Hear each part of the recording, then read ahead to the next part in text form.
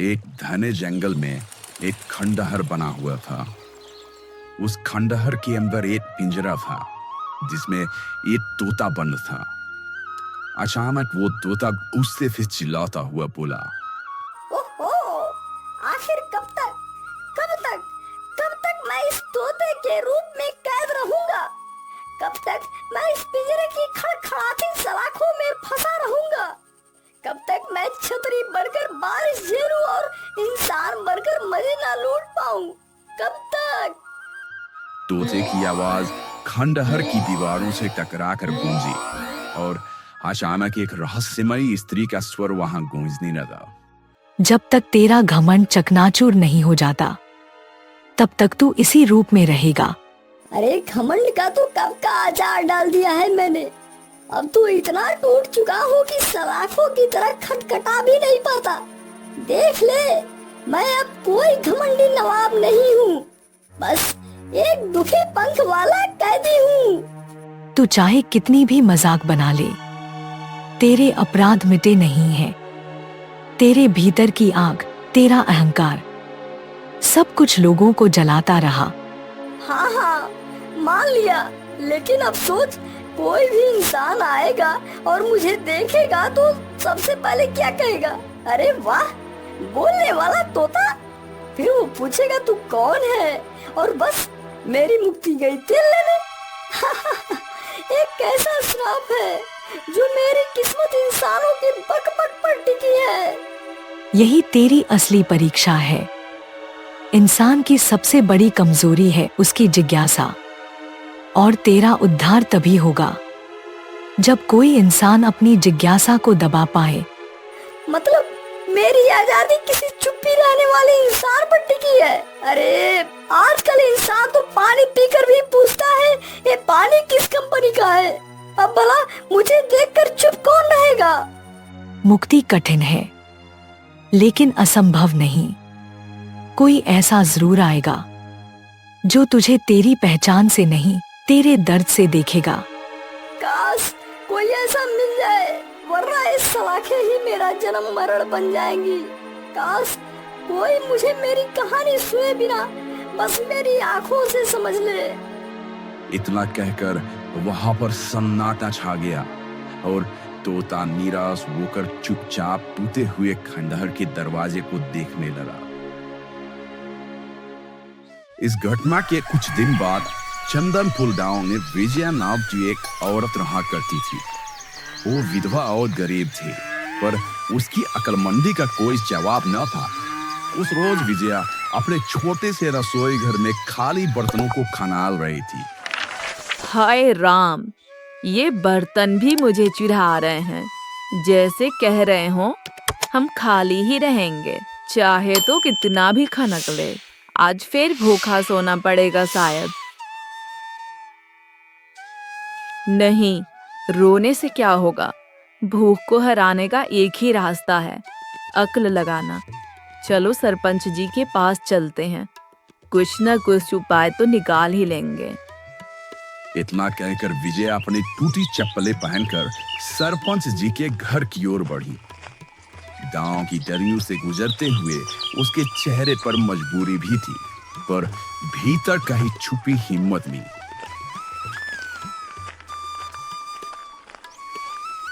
अरे वाह, ये तुम विजया है, और वो भी सुबह सुबह मेरे आंगन में। क्या बात है भला? कहीं आज सूरज उल्टी दिशा से तो नहीं निकला? सरपंच जी, मजाक मत उड़ाइए।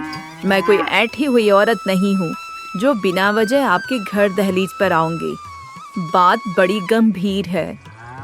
अच्छा, गंभीर बात। सुन पे क्या भूचाल आ गया है? आप तो जानते हैं सरपंच जी, मैं कभी किसी से भीख नहीं मांगती, हमेशा गांव वालों से काम मांगती हूँ। पर गांव वाले तो मुझे सुनते ही नहीं। रसोई में झांक कर देखो, राशन के बर्तन ऐसे चमक रहे हैं जैसे सालों से उनमें दाना ना पड़ा हो। अब बताइए, और कहाँ जाऊँ मैं? आप गांव के सरपंच हो, मदद करना आपका फर्ज है। हाँ विजया, तुझे हम सब पगली कहते हैं, पर मैं मानता हूँ कि तू पगली नहीं, बड़ी चालाक है। असल में गांव वाले तेरे ही कहे वाक्य से तुझे कन्नी काटते हैं। मेरे कहे वाक्य से मैंने ऐसा क्या कह दिया? तो खुद कहती फिरती है कि जिसके पास अक्ल हो उसे कभी किसी के आगे हाथ फैलाने की जरूरत नहीं। अब जरा सोच, जब तू काम मांगने जाती है तो गांव वाले तुझसे यही ताना कसते हैं, अरे तेरे पास तो अक्ल है तो फिर काम मांगने क्यों आई? अक्ल से ही पेट भर ले। और इसी बात पर तुझे काम नहीं देते। हे भगवान, इन गांव वालों का दिमाग तो जैसे धूप में पिघल गया है।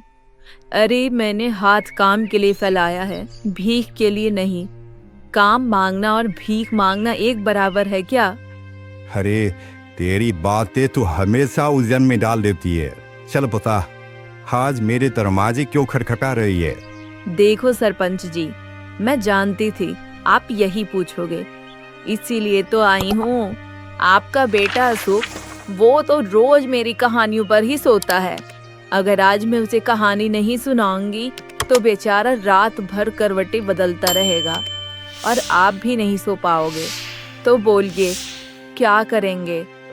मदद करोगे या रात भर जागने का शौक है?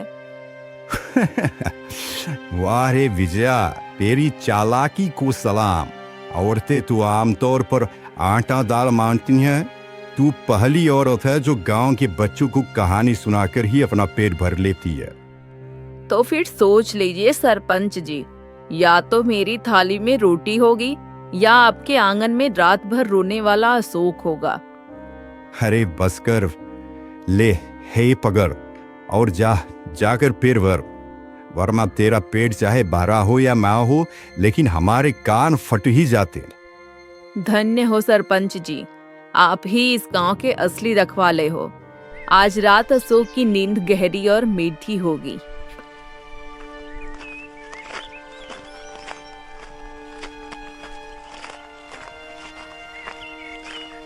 समय ऐसे ही धीरे धीरे बीतता गया। विजया ने जितना भी धन इकट्ठा किया था सब खत्म हो चुका था। पेट की आल उसे चैन से बैठे नहीं दे रही थी। आखिरकार वह धनराज के दरवाजे पर जा पहुंची। अरे कौन है सुबह सुबह मेरे दरवाजे पर ढोल बजा रहा है? अरे विजया, तेरे को मेरे घर आने की नौबत कैसे आ गई? धनराज भाई, आप तो जानते हैं मैं किसी पर बोझ नहीं बनना चाहती, पर अब हालात ऐसे हो गए हैं कि मेरे पास खाने तक का इंतजाम नहीं बचा। मुझे कुछ धन चाहिए, इसके बदले मैं आपके बच्चे को रात भर कहानी सुना दूंगी। बच्चा चैन से भी सो जाएगा और आपको भी कोई परेशानी नहीं होगी। कहानी? बस यही आता है तुझे। तूने कहानियां सुना सुना कर मेरे बच्चों को बिगाड़ दिया है। रोज कोई ना कोई हीरो, कोई जादूगर, कोई पढ़िया। अब देखो हाँ, मेरा बच्चा रोज रात को कहता है, पापा मुझे घोड़ा चाहिए, पापा मुझे पंख चाहिए। अरे क्या मैं किसी जादूगर का बच्चा हूँ जो उसके लिए पंख और घोड़े खरीद दूं? अरे धनराज भाई, बच्चे तो मासूम होते हैं। सपने देखेंगे तो कल मेहनत करने का हौसला भी पाएंगे। मैं तो बस उनकी मासूमियत जिंदा रखने की कोशिश करती हूँ। नहीं, अब और सपने नहीं। मैं चाहता हूँ मेरा बच्चा सीधे खेत में जाए, बैल के पीछे हल चलाए, मिट्टी में हाथ काले करे, और तू रोज कहानी सुना सुना कर उसे राजकुमार बना रही है। मुझे मेरा बेटा किसान चाहिए, कोई महल का राजकुमार नहीं। पर धनराज भाई, अगर बच्चे सपने ही नहीं देखेंगे तो उनके अंदर जीने की चाह कैसे आएगी? बस बहुत हो गया। तेरी बातें मिठाई जैसी लगती हैं पर पेट में कीड़े डाल देती हैं, इसलिए यहाँ से दफा हो जा। मेरे घर का दरवाजा तेरे लिए बंद है। जा अपनी कहानियों से जन्नल के पेड़ पौधे को हंसाना। ठीक है धनराज भाई, जो किस्मत में लिखा है वही सही। धनराज के घर से बाहर निकलते ही विजया की उम्मीदें जैसे टूटने लगी। उसने एक एक कर पूरे गांव के घरों का दरवाजा खटखटाया।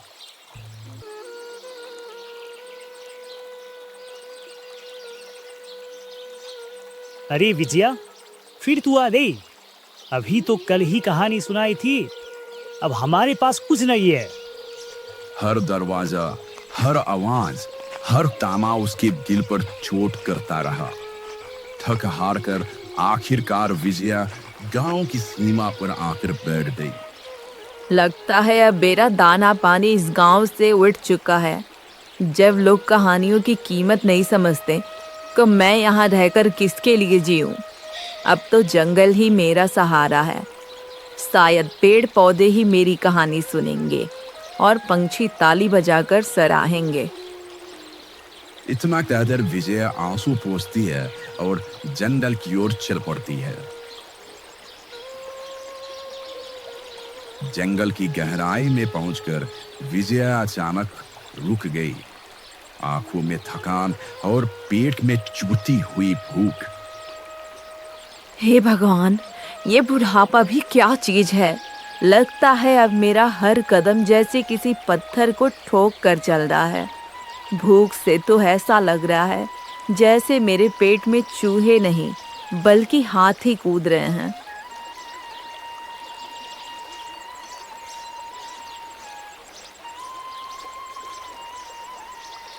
अरे, ये तो वही खंडहर है जिसके बारे में गांव वाले कहते थे कि यहाँ कोई भयानक दानव रहता है।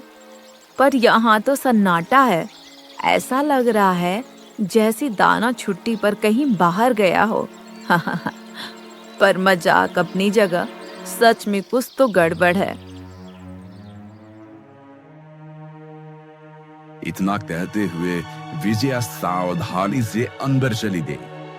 अंदर घुप अंधेरा था। अचानक उसकी नजर एक पिंजरे पर पड़ी जिसमें एक बेहद सुंदर तोता बंद था। वाह, पहली बार कोई इंसान यहाँ तक आया है। लगता है तू वाकई दिलेर औरत है। अरे बाप रे, ये तोता इंसानों की भाषा बोल रहा है। इसका मतलब ये कोई आम तोता नहीं, जरूर कोई रहस्यमय राज है। सुनो भाई तोते महाराज, तुम कौन हो और इंसानों की भाषा कैसे बोल रहे हो? अरे धीरे, इतनी जल्दी में क्यों है? सब एक ही बार में क्यों जानना चाहती है? अच्छा सुनो, मैं फिलहाल इतना बता सकता हूँ कि अगर तुम मुझे आजाद नहीं करोगी तो भी मैं तुम्हारी 4 इच्छाएं पूरी कर सकता हूँ। क्या? ये कैसा ऑफर? आम तोते तो टीम को मिट्टू बोलते हैं और तू तो बड़ा सेल्समैन निकला। आजाद नहीं करोगी का क्या मतलब है? जरूर कोई गहरा राज है। हरिओ बहादुर भाई, मजाक मैं नहीं कर रहा। तेरे चेहरे पर जो तेज है वो बता रहा है कि तू बुद्धिमान है। अब जल्दी बता, पहली इच्छा क्या है? देख तोते भाई, बुढ़ापे ने मेरी हड्डियों को खरखराती लकड़ी बना दिया है। चेहरा झुर्रियों का नक्शा बन चुका है। हर बुढ़े इंसान का यही ख्वाहिश होती है कि वो फिर से जवान, सुंदर और ताकतवर हो जाए। अगर तेरी बातें सच हैं तो मुझे दोबारा जवान कर दे। अरे वाह, तू तो सीधी वही मांग बैठी जिसके लिए लोग मंदिर, दरगाह और डॉक्टर सबका चक्कर काटते हैं। ठीक है, जा अभी तेरा कायाकल्प कर देता हूँ। तभी तोते की आंखों से रंग बिरंगी किरणें निकली। विजया पर सुनहरी रोशनी पड़ी और अगले ही पर वो एक बेहद खूबसूरत, जवान और चमकदार औरत बन चुकी थी। हे भगवान, ये मैं हूँ या कोई अप्सरा? ओहो, अब अपनी खूबसूरती पर शंका भी कर रही है। बाहर तालाब है, जाकर देख ले। विजया तालाब की ओर दौड़ी और अपना प्रतिबिंब देखकर खुशी से झूम उठी।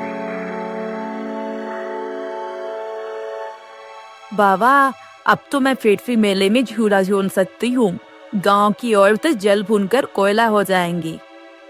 तोते महाराज, तू तो बड़ा चमत्कार एक निकला। अब दूसरी इच्छा बता। मुझे एक ऐसा घर चाहिए जहाँ कोई मुझे परेशान ना करे। ढेर सारा धन, खाने पीने की सुविधा और शांति हो। मतलब तू घर घर खेलने की तैयारी में है? अच्छा, बाहर जा और देख। जैसे ही विजया बाहर गई, उसने देखा कि वहां एक बेहद सुंदर महल जैसा घर खड़ा है। अंदर खाना, बिस्तर और सब सुख सुविधाएं थी। अब तो मैं कह पड़ती हूँ, मेरे पास बंगला है, खाने के लिए भोजन है, सोना है। तुम्हारे पास क्या है? मेरे पास तू है। चलो अब तीसरी इच्छा बताओ। अभी नहीं, पहले थोड़ा आराम करने दो। ठीक है, लेकिन याद रखना, मुफ्त की सेवाएं हमेशा लिमिटेड टाइम ऑफर होती है। कुछ महीने गुजर गए। एक दिन तोते ने विजया को याद दिलाया। अब वक्त आ गया है तीसरी और अंतिम इच्छा मांगने का।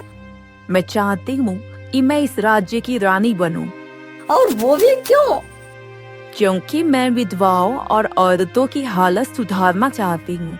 उन्हें पढ़ाई लिखाई और इज्जत दिलाना चाहती हूँ। मैं खुद विधवा हूँ, उनकी पीड़ा मैं समझती हूँ। तूने तीसरी इच्छा बिल्कुल सही समय पर मांगी है। सूर्यगढ़ के राजा सूर्यकांत अब अपनी पत्नी के साथ सांसारिक मोह माया से मुक्त होकर तीर्थ यात्रा पर जाना चाहते हैं। वह चाहते हैं कोई बुद्धिमान व्यक्ति उनकी जगह राज्य का भार संभाले। इसलिए उन्होंने एक प्रतियोगिता रखी है। अगर कोई उनके 3 कठिन प्रश्नों का उत्तर पूरी कुशलता से दे तो वह अपना राज्य उसे सौंप देंगे। परंतु अभी तक कोई भी उन 3 प्रश्नों का उत्तर दे ही नहीं पाया। मैं कोशिश करूंगी, क्योंकि कोशिश करने वालों की कभी हार नहीं होती।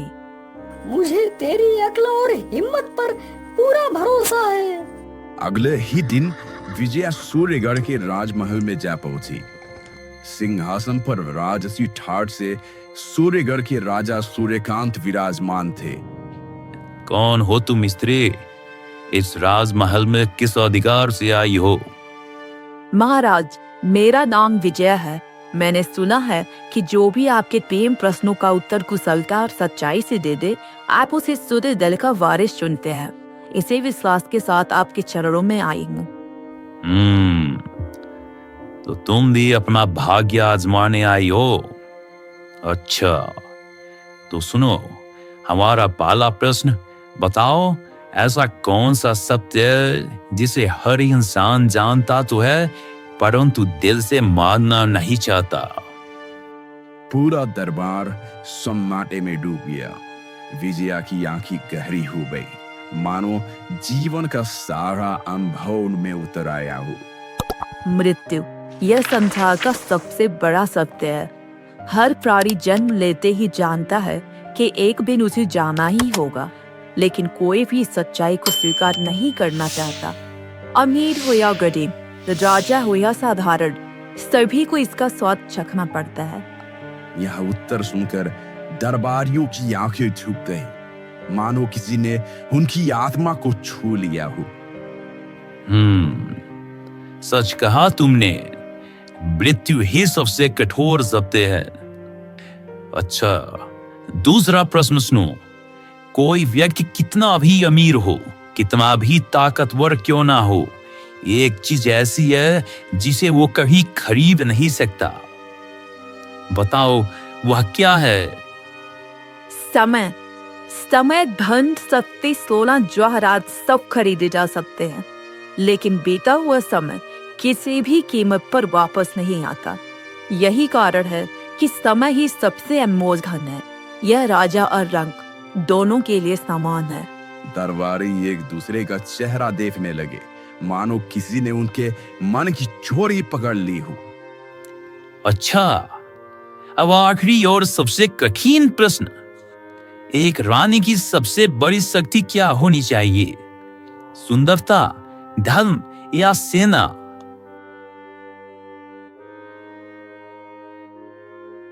महाराज, रानी की सबसे बड़ी शक्ति इनमें से कोई नहीं।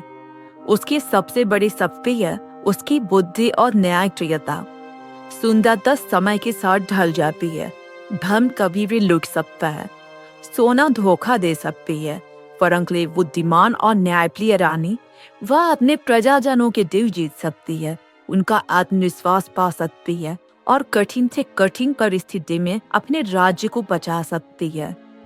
विजया के उत्तर ने हर किसी के दिल को छू लिया।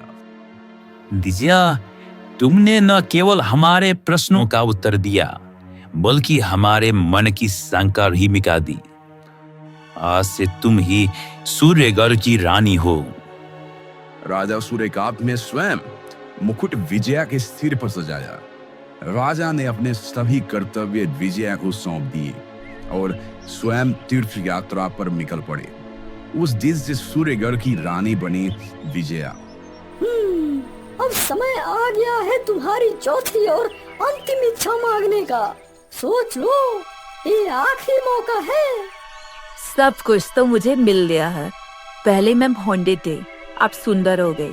सुंदर होने के बाद रानी बन गए। आज मेरे पास धन है, दौलत है, सत्ता है, महल है। अब जीवन में और क्या चाहिए? जब इंसान को सब कुछ मिल जाता है ना, तो उसकी सबसे बड़ी इच्छा यही होती है कि वो कभी बूढ़ा ना हो, कभी मरे नहीं, यानी अमर हो जाए। अमर हो जाओ? सचमुच? क्या तुम ये कहना चाहते हो कि मुझे चौथी इच्छा में अमरता मांगनी चाहिए? मैं तो सिर्फ बता रहा हूँ कि इंसान की भूख कभी खत्म नहीं होती। धन मिले तो और चाहिए, सत्ता मिले तो और चाहिए, और अंत में मौत से भी छुटकारा चाहिए। यही मानव का स्वभाव है। सच कहा तुमने, लेकिन अमरता सुनने में जितनी अच्छी लगती है, असल में उतनी ही डरावनी भी है।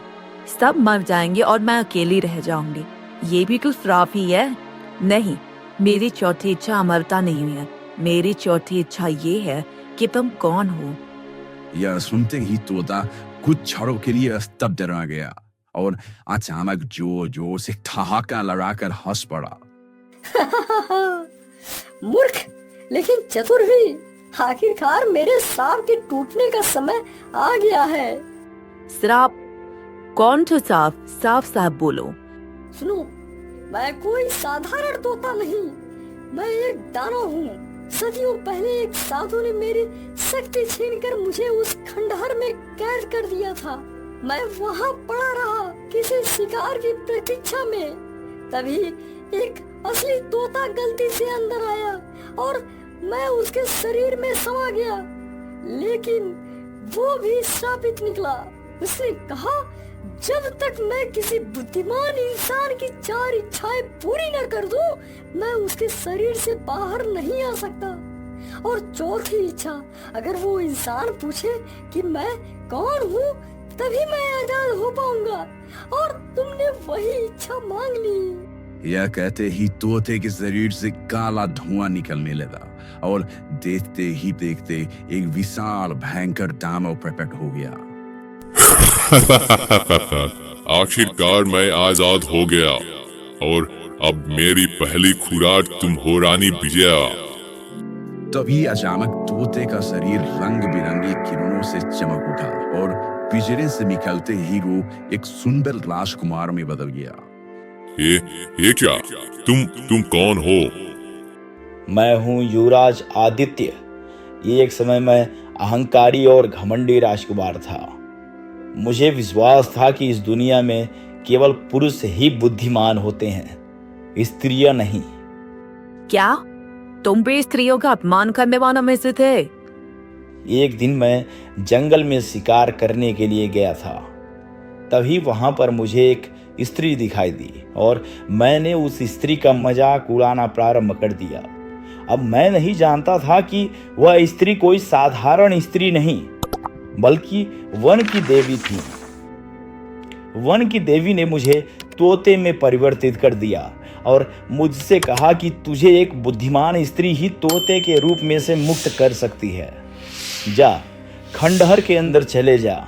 खंडहर के अंदर एक दानव है जो बाहर निकलने का प्रयास कर रहा है। वह तेरे शरीर के अंदर समा जाएगा, लेकिन तेरे शरीर के अंदर रहकर वह कैद हो जाएगा। उससे कहना कि वह तभी आजाद हो सकता है जब वह किसी मनुष्य की 4 इच्छाएं पूरी करे, और चौथी इच्छा अगर वह मनुष्य यह मांगे कि आखिर वह कौन है, तो वह दानव तेरे शरीर से आजाद हो जाएगा। परंतु उस दानव को यह नहीं बताना कि चौथी इच्छा पूरी करने के बाद जैसे ही वो तेरे शरीर से आजाद होगा, वो उसका अंतिम दिन होगा। धोखा, ऐसा मेरे साथ धोखा हुआ। तुमने मुझे जग से मुक्त किया। नहीं दानो, धोखा तुमने किया था। तुम हमेशा इंसानों को फुसलाते और निगलते रहे। अब तुम्हारे पापों का अंत होना चाहिए। जैसे ही आदित्य ने ये कहा, दानव का शरीर कांपने लगा। उसके चारों ओर आग की लपटें उठी। नहीं, ये नहीं हो सकता। मुझे कोई खत्म नहीं कर सकता। आ आ आ आ आ आ आ आ। कुछ ही पलों में दानव जलकर राख हो गया। ये सब सच था। हाँ रानी विजया, तुम्हारी चतुराई और धैर्य ने मुझे भी मुक्त किया और इस राज्य को एक भयंकर दानव से बचा लिया। इसके बाद युवराज आदित्य और रानी विजया ने विवाह किया और सूर्यगढ़ को प्रेम, न्याय और बुद्धिमानी से चलाया।